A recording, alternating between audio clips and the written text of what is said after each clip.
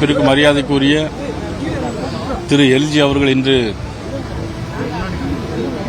இறைவனால் அழைத்துக் கொள்ளப்பட்டார். எல்ஜி என்கின்ற இந்த இரண்டு எழுத்து என்பது இந்தியாவின் சுதந்திரத்திற்காக பாடுபட்ட தலைவர்கள் போல இந்த நாட்டிற்காக தன்னை அர்ப்பணித்த ஒரு மாமனிதர் எல்ஜி அவர்கள். இன்றைக்கு இந்த சுதந்திர தினத்தில் அவர்கள் உயிர் பிரிந்திருக்கிறார் என்று சொன்னால் இந்த தேசத்தின் மீது எவ்வளவு பற்று வைத்திருந்தார் என்று உணர முடியும். 1970ஆம் ஆண்டு முதல் சங்கத்தில் இணைந்து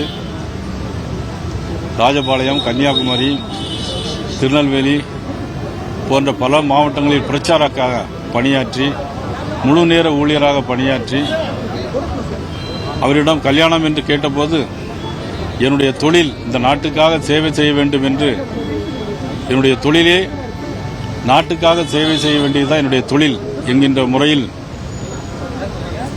ஜனசங்கத்திலிருந்து பணியாற்றிய ஒரு மாமனிதர். அது மட்டுமல்ல, காங்கிரஸ் கட்சியால் கொண்டுவரப்பட்ட எமர்ஜென்சி காலகட்டத்தில் இவரை அடக்குமுறையின் போது கைது செய்ய நினைத்த போது தன்னுடைய பெயரை ராமானுஜம் என்று மாற்றிக்கொண்டு நிறைய திரைமறைவு வாழ்க்கையில் இருந்து கொண்டு நிறைய பணிகளை இந்த மக்களுக்காக செய்த ஒரு மாமனிதர் நமது அன்புக்குரிய எல்ஜி அவர்கள்.